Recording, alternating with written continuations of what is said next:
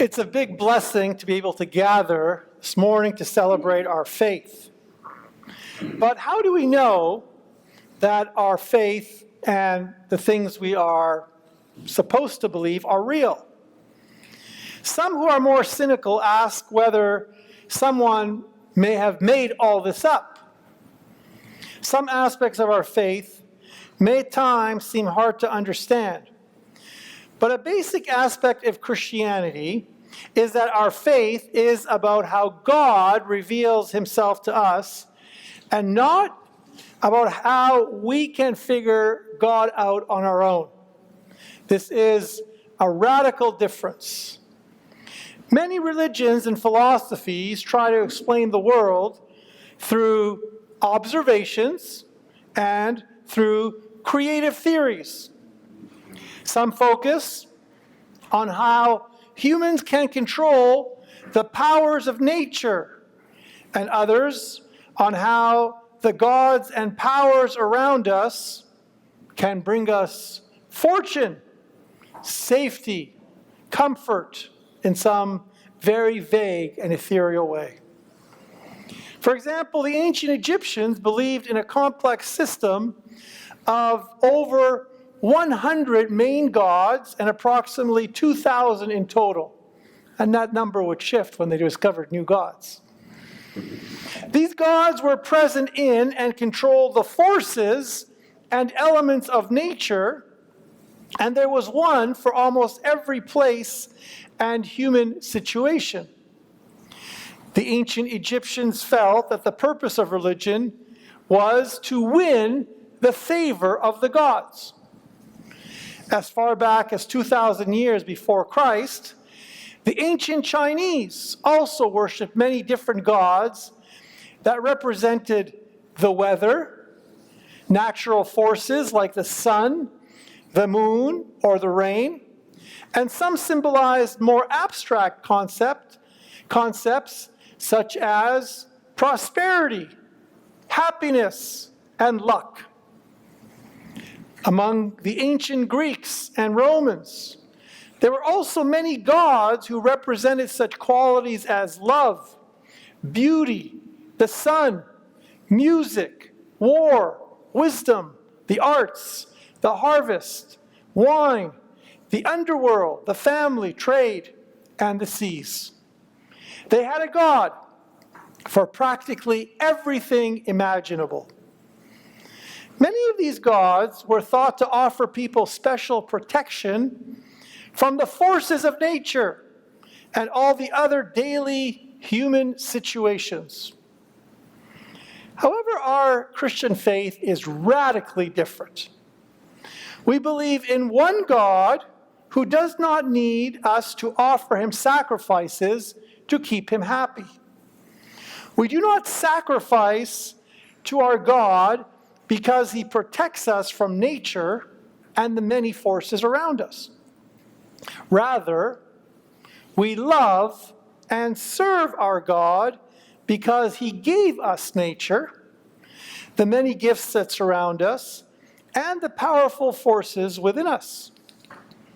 We do not worship God so that nothing bad happens to us. But the radical difference in Christianity, especially as we celebrate this feast of the Nativity, we worship God by entering into a relationship of gratitude for all the good that is happening to us.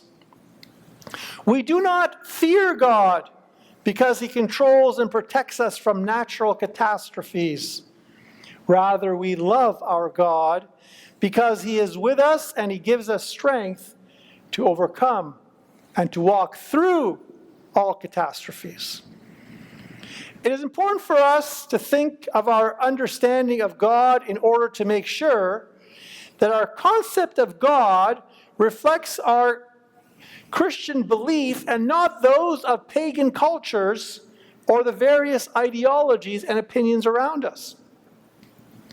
In today's reading from the Acts of the Apostles and the Gospel of Matthew, the image of God that we read about is radically different than those held by not only ancient civilizations, but the opinions that float around us. We do not need to try to figure out God. We do not need to figure out who God is. We do not need to figure out the essence of God, because God has already revealed himself to us. St. Stephen says in the Acts of the Apostles, "Brethren and fathers, hear me. The God of glory appeared to our father Abraham when he was in Mesopotamia, before he lived in Haran." Also in today's gospel, an angel of the Lord appears to Joseph 2 times to give him instructions. Both St. Stephen and St. Joseph do not spend much time trying to figure out God, because God is revealing himself to us, instructing us, assuring us of his presence, love, and guidance. We celebrate Christmas actually for 12 days from December 25th until January 6th, the feast of the baptism of Christ, also known as the Theophany, the manifestation of God. Originally, these were celebrated together on one day, but the church decided to extend the celebration of Christmas in order to focus on the different ways that God reveals himself to us. During these 12 days, continue to greet each other. Christ is born, glorify him. Al-Masih wulida famajdidu, because Christmas is not over. At Christmas, God did not reveal himself as the one who controls the forces and elements of nature, such as the wind, the sun, and the rain. Rather, he reveals himself as the Christ child who is humble before us and who invites us to love him and enter into a relationship of love that is personal, that is daily, that is intimate, that is real every single day.